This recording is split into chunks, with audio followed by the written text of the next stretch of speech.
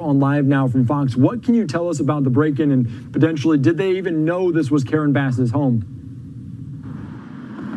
Well, we're getting some disturbing information this morning, Andy, on the details here. And what we are learning is that it appears that the 29-year-old man who has been arrested as the intruder in this case was charged with attempted murder and kidnapping back in Massachusetts in 2015 and served 7 years on a related charge in that case.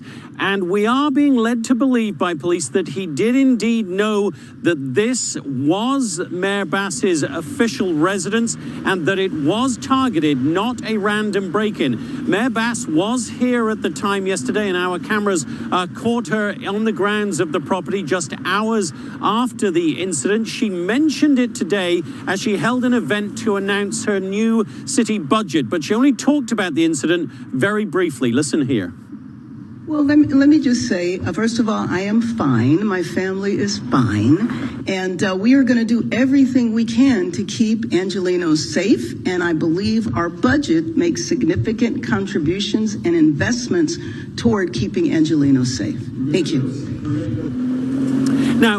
Now, Mayor Bass was here at around 6:40 Sunday morning when the break-in happened. We are being told that the intruder, this 29-year-old, Ephraim Hunter, who has been arrested by police, made it onto the second floor. And according to the reporting of the LA Times, Mayor Bass actually sought refuge in a room akin to a panic room, triggered an alarm, and that is when police arrived and arrested the intruder. It's not the first time either that Mayor Bass has been a victim of crime here in LA. Back in 2022, when she was running for the mayoral position, her private home in the Beverly Vista neighborhood was burglarized, and people then stole 2 guns from that home. So crime is an issue for many Angelenos, and it was certainly brought quite literally home to Mayor Bass over the weekend just how serious an issue it is. And disturbing developments, as I say, knowing that the man who has now been arrested was actually charged with attempted murder and kidnapping in a previous case. So clearly Mayor Bass could have been in very grave danger. Fortunately, neither she nor any of her family members who were here at the time were hurt in this incident. Andy? Yeah, that is so very scary to hear. And of course, it's good to hear that Karen Bass is okay. And this kind of rings to what happened in Northern California with Nancy Pelosi's home as well. My question, though, in stemming from Southern California, this is the mayor's house. This is not necessarily Karen Bass's house. And is it kind of well known that this is where the mayor kind of stays, their residence is? Yeah, it's generally well known, the official resident. It's called Getty House. It is known to many Angelenos as the official residence of the mayor. There was no police outside the house, as we understand it, at the time. And the police who were investigating yesterday were asked, interestingly, by a KTTV, our Fox affiliate here, a KTTV reporter, where her actual security detail was. The answer was from the police officer that they were investigating that. Now, we have been told, and this is only anecdotal, Andy, but we have been told that Mayor Bass is in the habit of sometimes letting her security detail go if she doesn't have any scheduled events over the weekend. She didn't have anything scheduled for Sunday, so it may be that there was quite literally no security on the grounds of Getty House at the point the break-in happened yesterday morning. That's kind of wild to say. As one of the major cities there in the United States, no security present for the mayor. All right, Jonathan, thank you so much for your reporting here. I know this is a story we're going to continue to follow. You're welcome. Later on. San Fernando police hope this surveillance video will help them identify the man seen violently pushing a woman to the ground and snatching her purse. This happened on Monday on Jessie Street near 4th Street. The victim, who had her arms completely full, did not see the attack coming. She fell to the ground and tried to hold tight to her purse, but the suspect got away. The victim says someone found what was left of her purse and returned it to her. Anyone who recognizes the man in the video is urged to contact the San Fernando Police Department.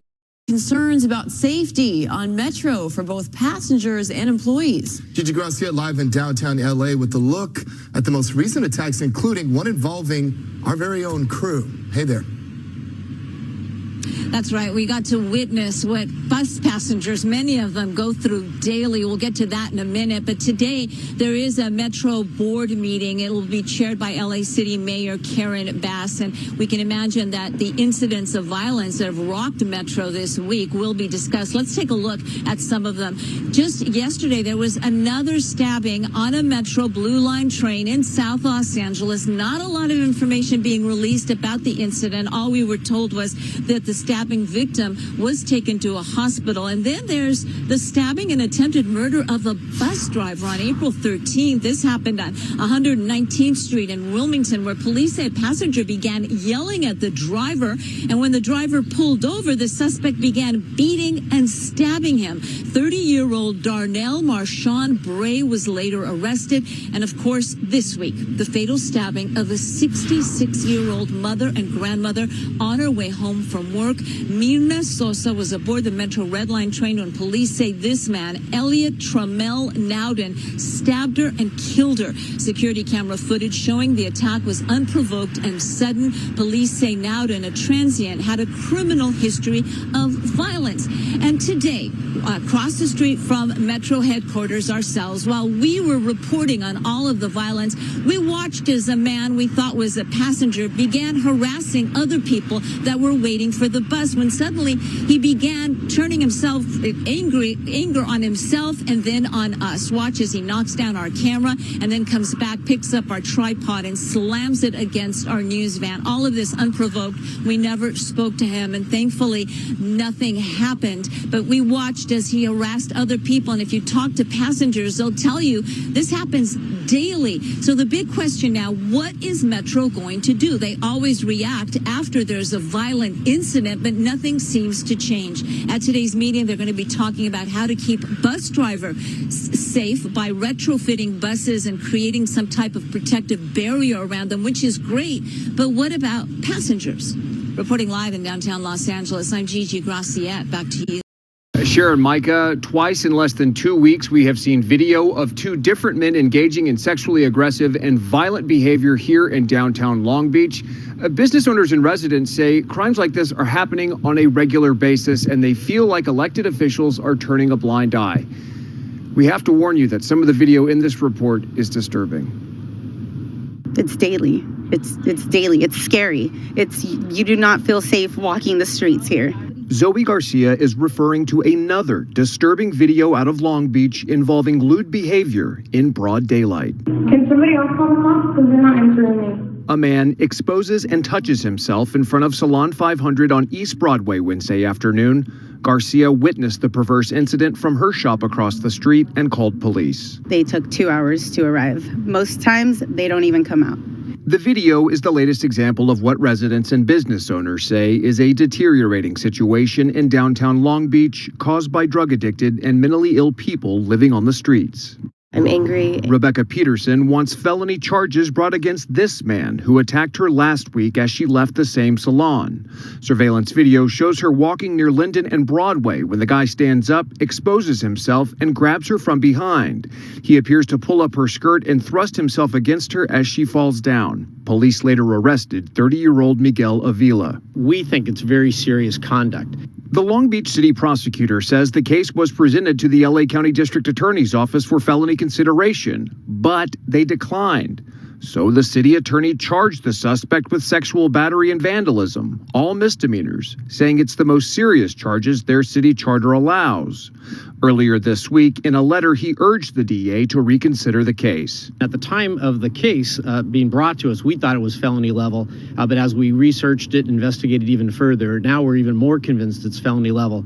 The DA's office confirming to KTLA they received the correspondence, stating, quote, the case was carefully reviewed previously. However, based on additional information, the head deputy of our sex crime division will review the evidence and interview a witness that was located after our initial decision was made to determine whether any felony charges are provable.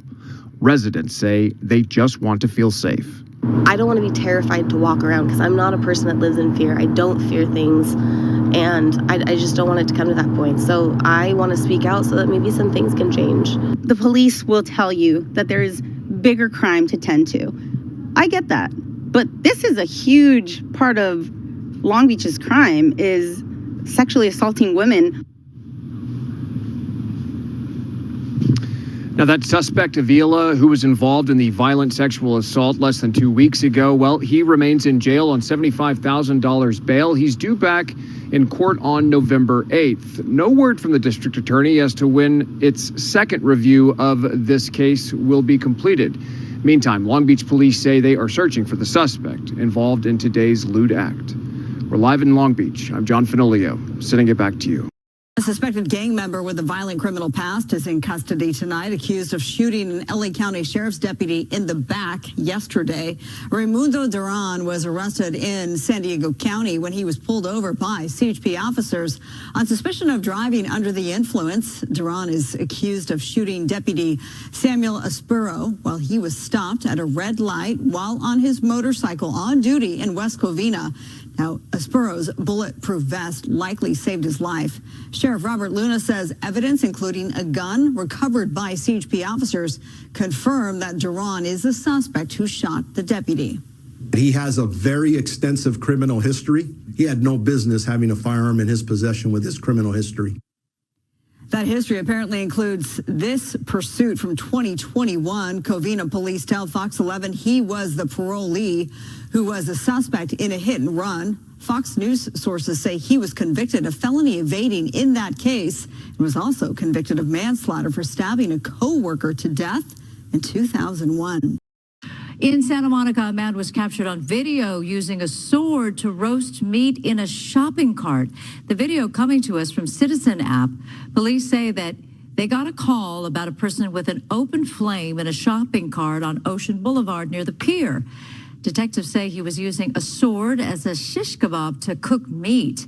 The man initially ran from approaching officers, flaming cart in tow, but was eventually taken into custody because he's only facing misdemeanor offenses. Santa Monica police tell us he may be released with a citation.